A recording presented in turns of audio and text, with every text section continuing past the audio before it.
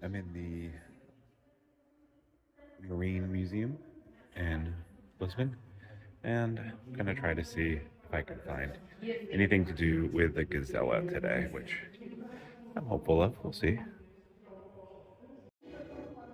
At this point, I really had no idea what I was in for, but this museum turned out to be very overwhelming. The amount of models and information that was there was just incredible, and there was an English translation for everything. It's a 2-pound carronade. This dude right here is ginormous. It's probably 12 feet long. I'm gonna guess it's an 18-pounder.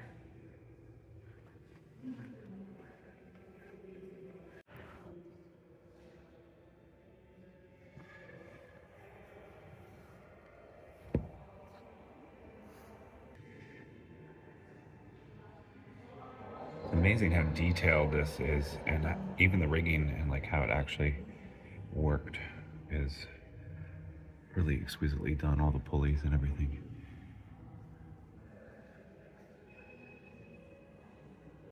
This model is about 6 feet, 7 feet tall, taller than me.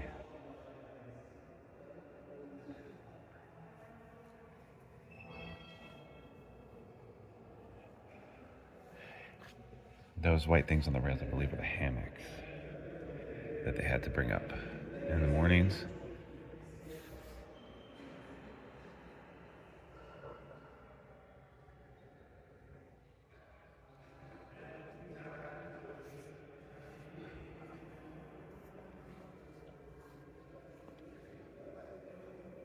This is the 1/50th scale model of the Gazela Primero, which I've been working on the last couple of years. Pretty much still has the same sail plan, but no longer, I mean, it now has a forward place for the kitchen, deck house that's been built, but most of the lines are exactly the same. The aft cabin house, deck house captain's house has been rebuilt. The sail plane is pretty much the same, although we haven't put up these staysails in a long time, or that staysail there. You have to forgive me, I don't know the names of all of them. Mainly been using the square rig sails somewhat, not the top sails though, or the gallant. And the main lugs. This capstan here is what we still use, although it's been rebuilt. I know that for a fact. And we are rebuilding a lot of the spars, like the bowsprit. And this main, I think we're going to rebuild or try to fix. I don't know. Here you can see it made its last voyage in 1969, and it was sold to the Philadelphia Maritime Museum in 1971. So this was still cod fishing by sail when we were landed on the moon, which I think is a pretty cool little fact. And I'm looking forward to taking this boat up there to the tall ship shows in the Chesapeake this summer. This maritime museum goes on forever and ever. It must have 500, 1,000 models of ships, Portuguese sailing. They're, of course, very much a sailing culture, but just extraordinary. It'll take you hours to get through here if you are defective like me in the brain about sailing.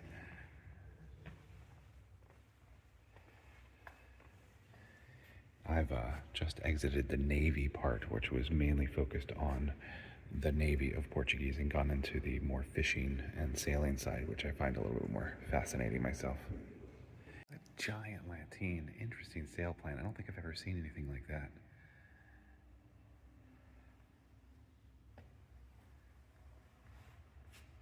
Really weird. Here you can kind of see a painting of one in action.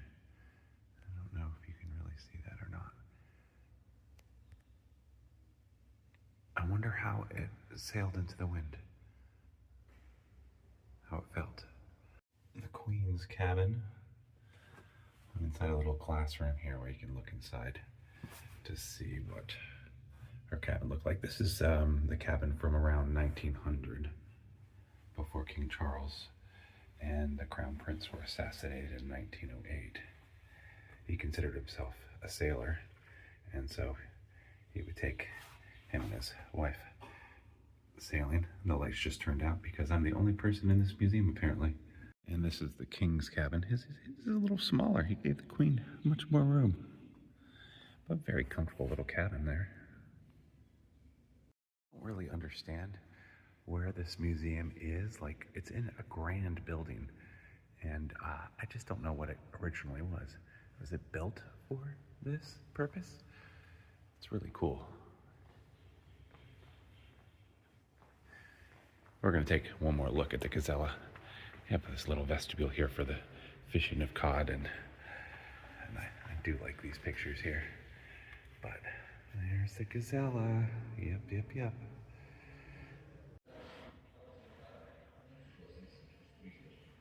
These are royal barges and ships, and they're actively being worked on and restored. This one here, which I can't really show you the top of, but it's pretty darn big. It's built in the 1870s, I believe. And the last race it was in 1980 something. Apparently a very good sailor. Built for King Louis, I believe. These are all Portuguese barges and sailboats that are historic and old in this museum. I don't even know if I'm supposed to be in here, but I walked in and the guard didn't stop me, so I'm just gonna walk around and take a look.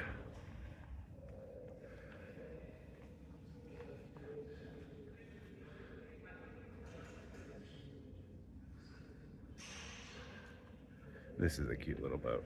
I wouldn't mind this little neblina. It's a very pretty little design. I'm gonna guess it's 28 feet, 30 feet. This barge is pretty cool.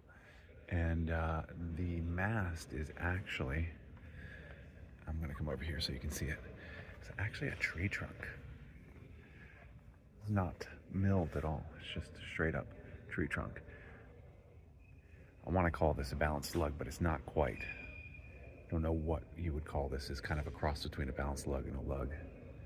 Or lateen, I don't know. Very cool. Look at this barge. It's gotta be 80, 100 feet long.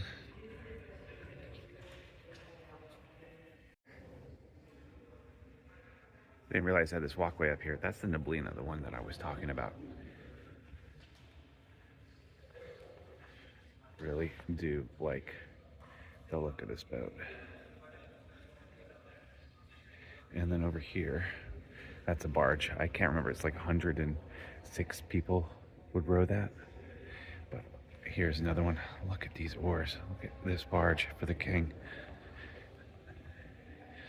Can you imagine being an oarman on this? Whew. God, that is really crazy, ornate, beautiful, and extravagant, and silly, and just amazing. Very cool old naval plane.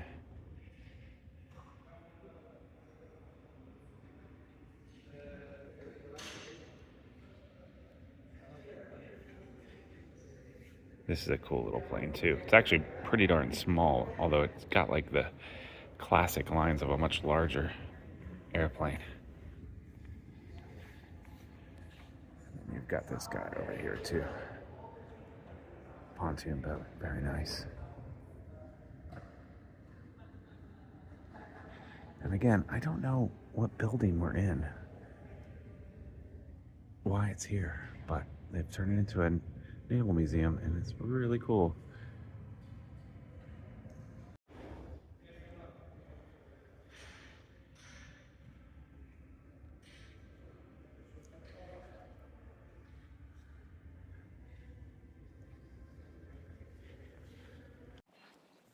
this museum was absolutely worth coming to if you are in all interested in naval history or the Gazela or anything like that, and really just the Portuguese culture, because the Portuguese are a naval nation and they discovered a lot of the world, and it's just really, really cool.